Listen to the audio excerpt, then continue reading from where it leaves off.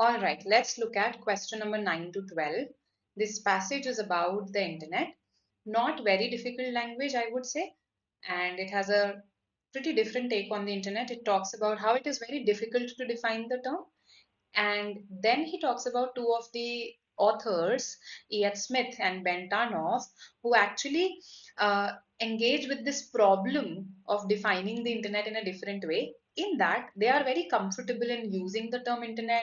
They talk about how it came about. They, in a way, trace the history of it in that sense.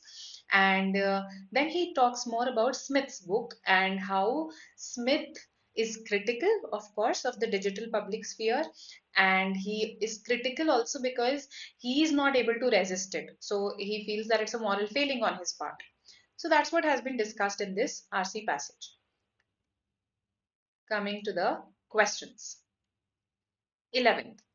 For Tarnoff, the internet we know and hate today is the outcome of over 3 decades of privatization, a deliberate political project prosecuted by and on behalf of capital to enclose a set of technologies that might otherwise be put in the service of human flourishing.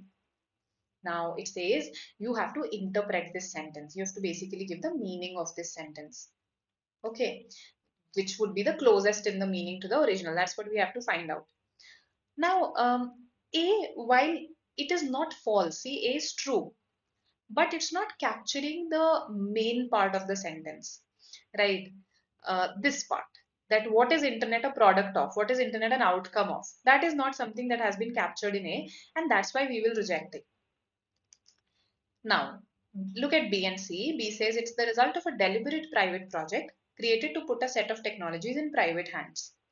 Now, this is something that has happened, that a set of technologies have been kept in private hands, and it was a deliberate project. Private project because it was a result of privatization. So it was not a public project wherein things were available to everybody. So in that sense, yes, this can be inferred. But let's see C and D. None of these we'll reject because we think B is a close interpretation. C, the internet is a private sector project deliberately conceived to create. No, we're just trying to restrict these technologies, not create them. This makes it false. Okay, and that's why B is our answer. Okay, a deliberate private project created to put a set of technologies in private hands. It captures the whole of the statement. B, Bangalore, easy to moderate, I would call it. Because of the presence of none of these, some of you could have got confused.